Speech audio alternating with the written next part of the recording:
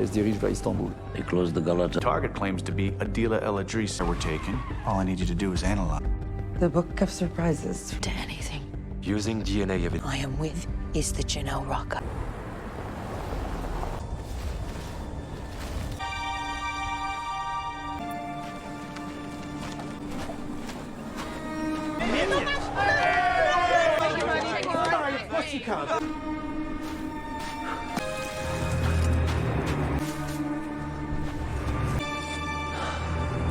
For all visitors to this camp to report.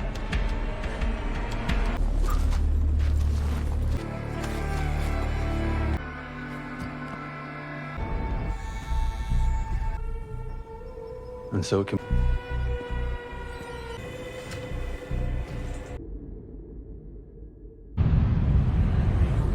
The Asset is the title of The Veil's third episode. The story advances by presenting us to the inner workings of ISIS and its plans after establishing the camaraderie between Imogen and Adila.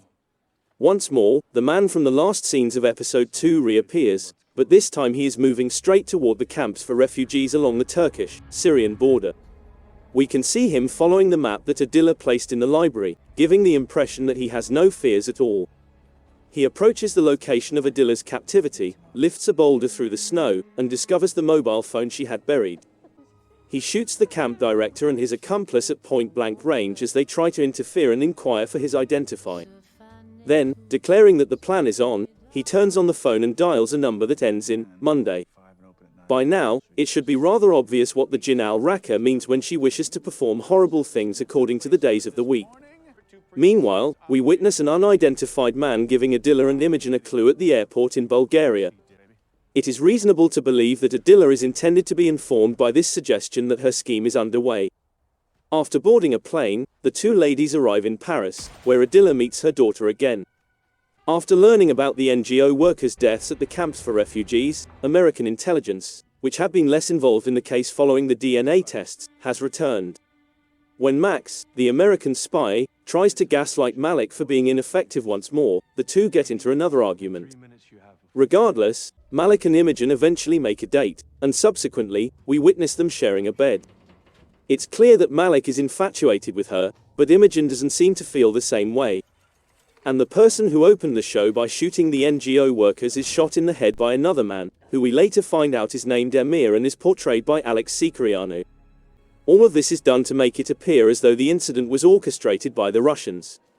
The extreme nature of Adila's and her group's plans is demonstrated when one of her friends requests that two jihadi workers travel to Paradise in order to get a massive bomb. Since the two of them must sacrifice their lives in order to insert a chemical safely into the complete apparatus, there must be more to the chemical composition of the aforementioned bomb. We find out that Emir, a Navy officer from Bulgaria, is collaborating closely with Adila, Alex Sikarianu to implement her strategy. Though it's unclear why a naval commander of his caliber would support a plan that may kill thousands of people, it's plausible that Emir had more deeply personal motives given the extreme actions of the two men who committed themselves. But for now, Adila is telling Emir to learn more about Imogen since, even with her experience, Adila finds it hard to interpret Imogen. She wants Emir to double-check before moving farther since she's not sure how much of their plan Imogen knows.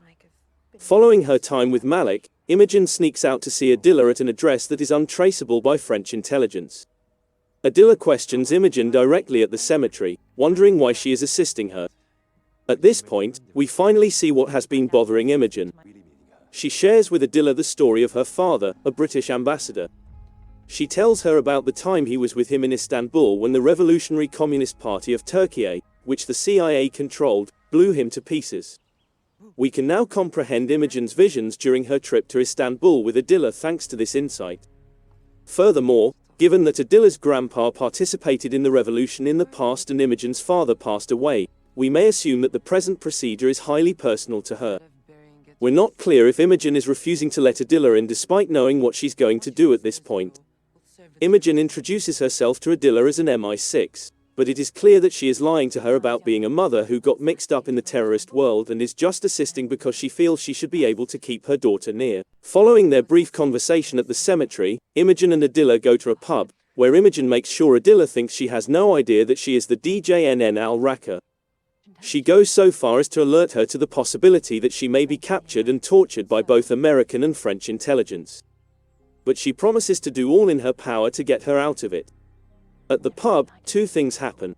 First, Imogen sneaks out for a smoke, and we find out that she has been collaborating with US intelligence for some time. Her motivations for betraying or concealing information from Malik and the French intelligence services are unknown, but given her outspoken nature, I assume she came to the conclusion that the Americans would be a better resource for information and military support. Imogen requests that Max verify that the CIA was accountable for the killing of Marcus Seabright, who happens to be Imogen's father, in return for providing Max with the first-hand information. We notice that Imogen has information on Max, and he may provide it to her, until he declines. Second, Adila gets a message from E, who could be Eric, urging her to come along so that everything can be resolved. Now, her might be either Adila's daughter or Imogen. As we don't know what the message is about, I'm going to assume that Eric is Adila's partner. At one point, Imogen tells Max that although Adila is a commander with a solid strategy, she is also a mother who just wants to get away from it all. We may presume that she would still desire Imogen's assistance in order to protect her daughter. Emir is aboard a ship sailing toward the United States at the conclusion of The Veil Episode 3. Adila's Monday plan obviously calls for destroying the United States. Her other accomplice is seen bringing the completed bomb to the port where Emir's ship is berthed.